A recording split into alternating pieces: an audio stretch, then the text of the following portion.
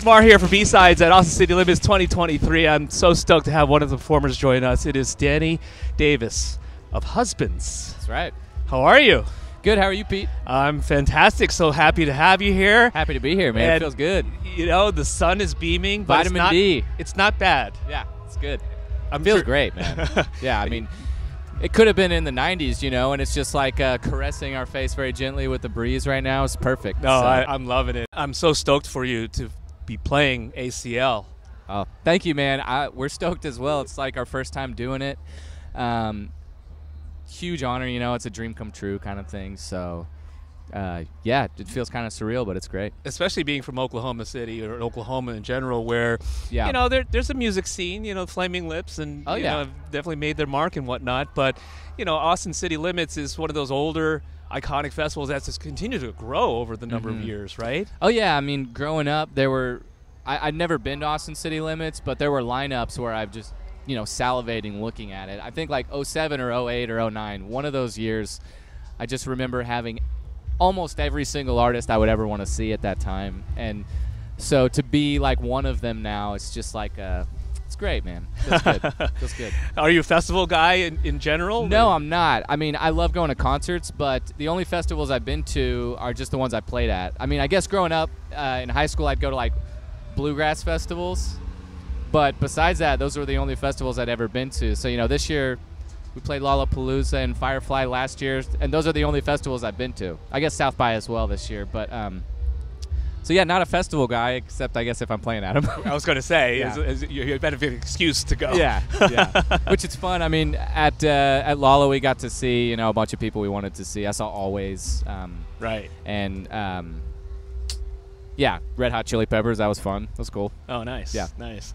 You know, your story, especially the more recent years, has definitely hit home for a lot of people with regards to your focus on music and doing this full time. Yeah. Considering where you came from, an engineering background and all this other stuff. Yeah. I'm from the San Francisco Bay Area, and that speaks even more in terms of the last 3 years and people questioning their lives. Yeah. You know, having that existential moment of our time is not guaranteed here. Yeah. Why am I in this software engineering job making Tim Cook all this money? Yeah.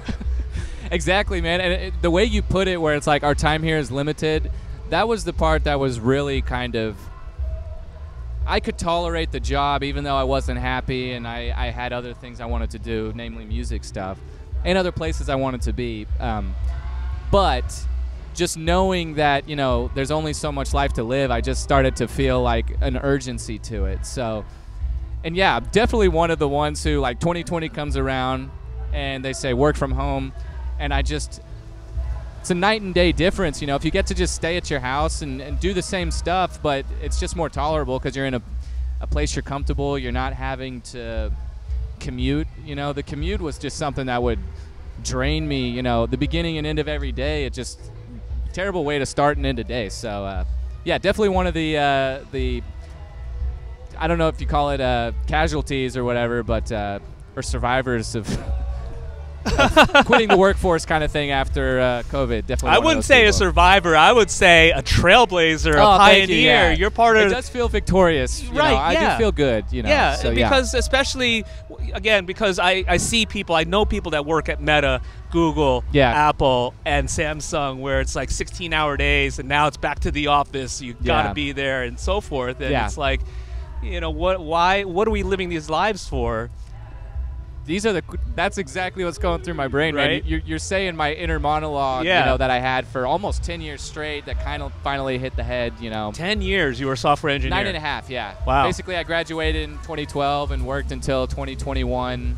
So, yeah. Yeah, it's not like you had a Wozniak moment, a Steve Wozniak moment, and you're like cashed in on all your stock options because you're part of a startup company, and like, now I'm going to be a musician. No, I was hustling. I was a 9-to-5 hustler. So yeah. No, that's awesome. And then on top of it, you moved to Costa Rica during that time too. Yeah. So you really were able to just hone in on music. And Cuatro, which is your 4th studio album. It is, yes, absolutely. Is very much a pivotal moment because there were a lot of changes to the approach of the music.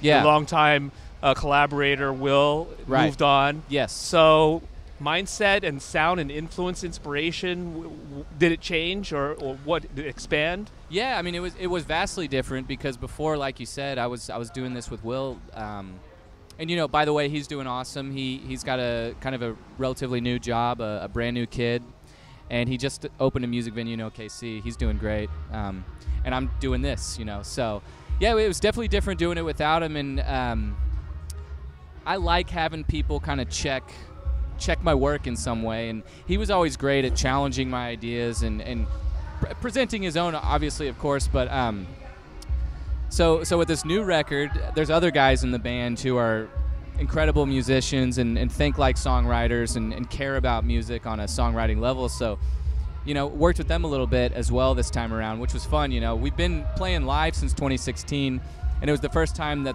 our drummer Berto and synth player Zach, or guitar player now, kind of joined in on the kind of the writing side a little bit, and I think we'll do that more going forward.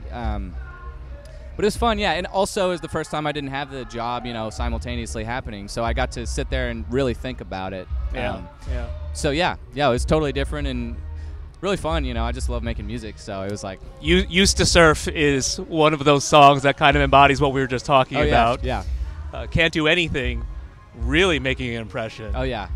Sonically, it's in your face, and it's just it just flows so smoothly. Thank you, man. Thank you. One of the early songs, Fast to Write. What was the catalyst in writing that one? Can't Do Anything. Yeah. So that one was one. We write songs in all different ways, but one of the ways is just like old demos from the past. And that was one of the ones that had been around for a very long time. It was just a chord progression that actually Will did this chord progression, which changed a little bit in the final form. It didn't have a chorus or anything, but I always liked that chord progression. And at one point I made a melody to go along with it and lyrics, and it had been some form of a song for a long time. But when Will left the band, you know, I sort of thought about that song, and it just kind of popped up in my brain. I was like, well, you know, maybe I could finish that one, just because I'd always loved it, and for whatever reason, we couldn't figure out a way to like both agree on how to put it out. So, basically, I think I was in Costa Rica and kind of came up with this chorus riff and a lyrical theme, you know, kind of came to mind. So yeah, it took a very long time to write that song because it started so long ago and went through so many iterations.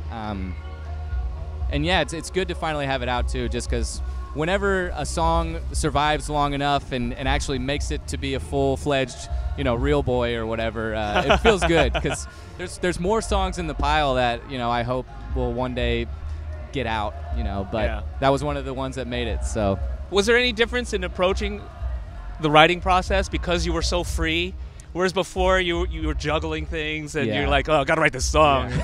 Well, you know, it's funny, like when I worked a 9 to 5, you know, a lot of my time was spent just daydreaming about lyrics or whatnot, and in between actually working, I'd you know, if something would come to mind, I'd write a little email to myself on the side to remember.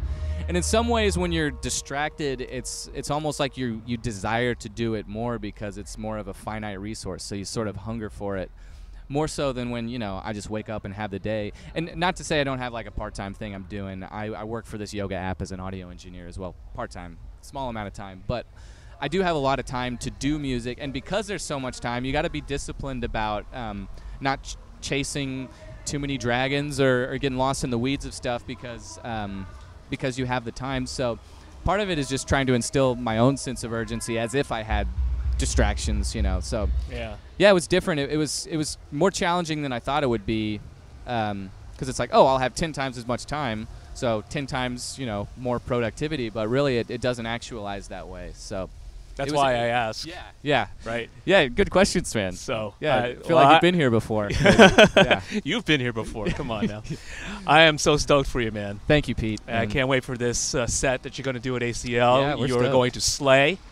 Oh, thank you. Congrats on all the attention. Happening, yeah. And great to meet you. Pete, great to meet you, man. Thank you. Awesome. Danny of Husbands right here at ACL with B-Sides. Awesome talking to you.